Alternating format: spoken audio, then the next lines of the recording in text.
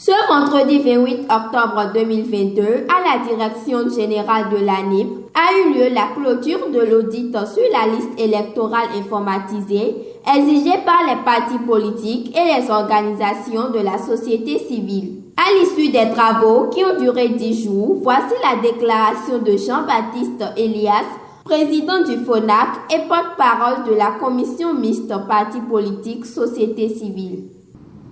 Les partis politiques ont exprimé leurs préoccupations et nous nous sommes entendus sur les préoccupations des uns et des autres. Les travaux se sont déroulés dans une ambiance parfaite de bon enfant, ayant conduit à arrêter quelque chose qui nous permet d'aller aux élections le 8 janvier 2023 au Bénin. Pour tous les téléspectateurs, auditeurs et lecteurs des médias ici présents, la liste électorale pour les élections du 8 janvier 2023 comporte 6 768 434 électeurs, c'est le chiffre brut. 6 599 223 électeurs potentiels. Mesdames et messieurs, à l'issue des travaux, cette liste va nous conduire aux élections et tout le monde autour de cette table s'est mis d'accord qu'avec cette liste, nous irons aux élections.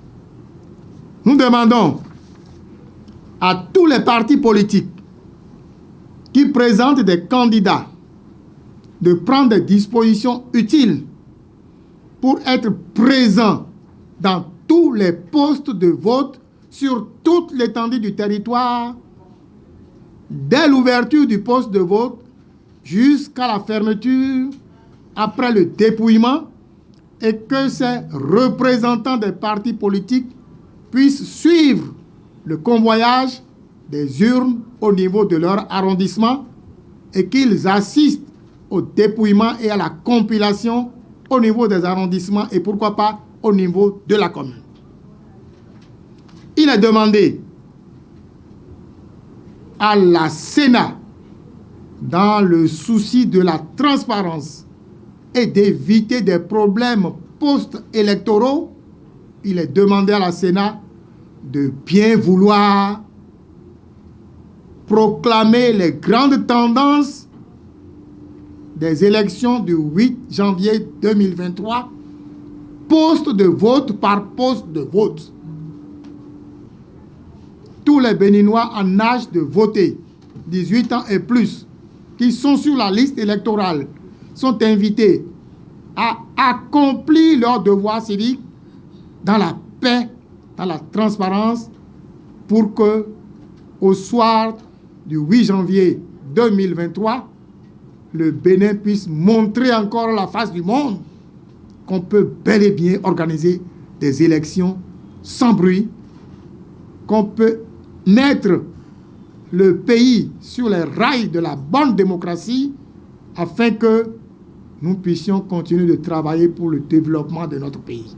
À la sortie de la fin des travaux de l'audit, suivez ici les propos de quelques responsables du parti politique. J'ai vraiment beaucoup appris et je peux dire que mes inquiétudes se sont dissipées. Nous avons quand même aujourd'hui une liste fiable, une liste que vous pouvez vérifier de là où vous êtes, quel est votre poste de vote et tout ça. Ça n'avait pas existé dans le pays. Et aussi les risques de doublons n'existent pas pratiquement. Je crois que la prochaine fois, des dispositions pourront être prises pour avoir une des listes électorales les moins reprochables. Je voudrais dire sans embâche que c'est un heureux aboutissement, la séance d'aujourd'hui, puisque cette séance consacre en réalité la fin de nos discussions en ce qui concerne donc la liste électorale. Toutes les parties prenantes se disent aujourd'hui que nous avons une liste électorale acceptable, peut-être pour d'autres fiable. En ce qui nous concerne bien entendu à l'Union progressiste, le renouveau, nous avons une liste fiable pour aller aux élections. Ça, techniquement, nous pouvons féliciter l'ANIP féliciter les cadres qui ont travaillé ici. Le travail à faire aujourd'hui, c'est les Béninois qui n'ont jamais voté, qui ont 18 ans et plus, qui sont des nouveaux électeurs, que nous fassions le travail d'information, tous les médias, en utilisant tous les modes possibles, qu'on les informe pour leur dire « vous êtes sur la liste, allez voter ». Les autres petites insuffisances de la liste vont être corrigées progressivement grâce à la loi et à la volonté des dirigeants. Donc, ce n'est que la sensibilisation.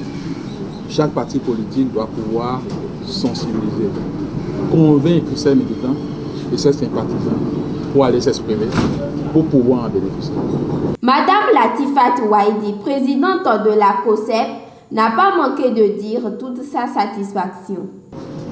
Nous avons été très satisfaits de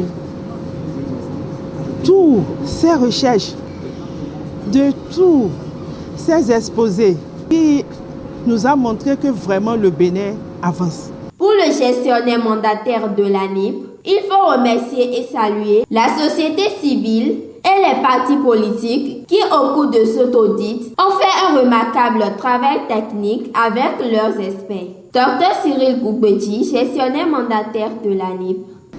Il est vrai qu'au cours des travaux, quelques difficultés ont été soulevées, difficultés inhérentes à la loi et qui a changé le paradigme de liste électorale et pour mettre en place un modèle d'extraction du registre national des personnes physiques avec les conséquences qui s'imposent. C'est électoral. Alors, le grand défi à ce niveau, c'est la mobilisation des électorats afin que la population électorale que nous avons puisse être très proche de la population des votants. Et il y a un défi également qui a été soulevé au cours des travaux, c'est le défi à court terme.